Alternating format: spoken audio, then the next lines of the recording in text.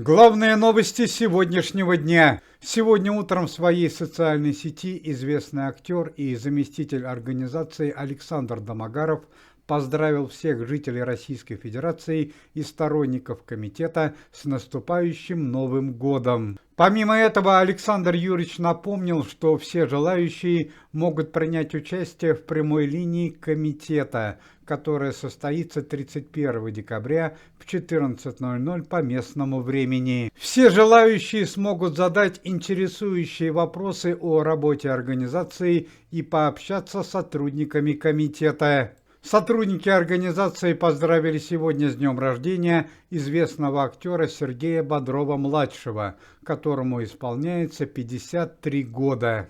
Известного артиста, которого нашли еще летом этого года благодаря спасательной операции, организованной Никитой Михалковым, практически полностью восстановили память, и на данный момент он проходит медицинское обследование. По словам Никиты Сергеевича Михалкова, Сергей Бодров-младший понемногу приходит в себя и даже задумывается о съемках нового фильма под названием «Брат 3». Руководство комитета заявило, что окажет Сергею Бодрову-младшему полную поддержку в реализации его творческих планов. Во время предновогоднего корпоратива в подмосковном особняке известной телеведущей Леры Кудрявцевой произошел сильный пожар. По данным прессы, причиной печального события стало неосторожное использование петард и праздничных фейерверков. Жертв и пострадавших нет, однако особняк Леры Кудрявцевой более чем наполовину пострадал от пожара и восстановлению не подлежит. Известной украинской певице Софии Ротару, которую совсем недавно выписали из больницы, стало плохо во время новогоднего корпоративного концерта. У Софьи Михайловны Ротару опять появились проблемы с сердцем. Известную певицу госпитализировали прямо с музыкальной сцены. В Бурятии сотрудники местного филиала комитета арестовали министра сельского хозяйства Бурятии Галсана Дареева в обвинении в превышении служебных полномочий. Возбуждено уголовное дело по статье 286. Опальному министру грозит до 5 лет лишения свободы. Начальник безопасности комитета и видный общественный деятель Евгений Пригожин, которого совсем недавно нашли живым и невредимым, провел допрос с участием известной певицы Кристины Орбакайте. Цель допроса – это выяснение происхождения финансовых средств на территории Российской Федерации, которые остались у семьи Кристины Орбакайте и Аллы Пугачевой. Отметим, что накануне Евгений Пригожин поставил условие Кристине Орбакайте и Алле Пугачевой в течение суток покинуть территорию Российской Федерации, ведь семья известной артистки уже почти целый месяц частным визитом находилась в России в связи с тяжелым состоянием здоровья Дэни Байсарова и Елизаветы Галкин. Однако перед тем, как Алла Пугачева и Кристина Орбакайте покинут Россию, должна произойти конфискация финансовых средств. По последним данным, вместе с тяжело больными Дэни Байсаровым и Елизаветой Галкиной останется Руслан Байсаров, который является не только родственником молодых людей, но и сотрудником комитета. По словам Евгения Пригожина, в результате плановой проверки финансовых средств у Кристины Орбакайте и Аллы Пугачевой были обнаружены финансовые счета на территории России в размере более 150 миллионов евро, и это только предварительные данные.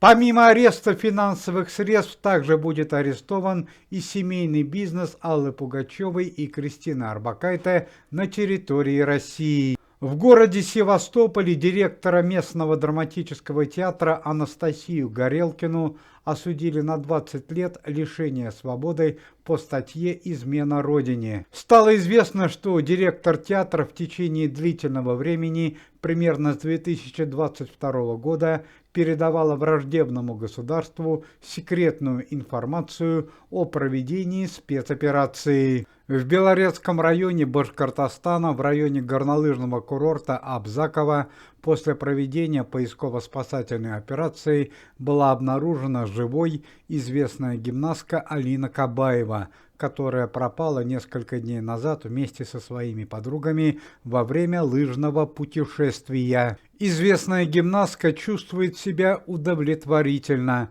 У женщины присутствуют признаки обморожения. По данным прессы, все эти дни Алина Кабаева находилась в одной из деревень, что и спасло ее от трагического финала.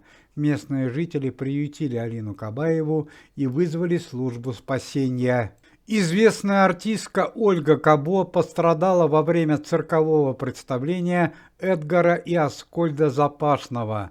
Ольга Кабо была почетной гостью циркового представления. Однако во время циркового представления один из тигров Эдгара Запашного повел себя не совсем адекватно и нанес ранение средней степени известной актрисе. Ольге Кабо потребовалась госпитализация. Цирковое представление было остановлено. В эти предновогодние дни певица Жасмин стала жертвой ограбления. Известная артистка находилась на гастролях, когда в ее особняк под Санкт-Петербургом проникли неизвестные личности. По данным СМИ, из Санкт-Петербурга были похищены финансовые суммы денег, которые хранили в сейфах, бытовая техника, электроника и сценические костюмы артистки. Также были похищены предметы старины. Общий ущерб от ограбления особняка певицы Жасмин составил около 70 миллионов рублей. Пресс-служба комитета сообщает о трагическом событии в мире российского шоу-бизнеса.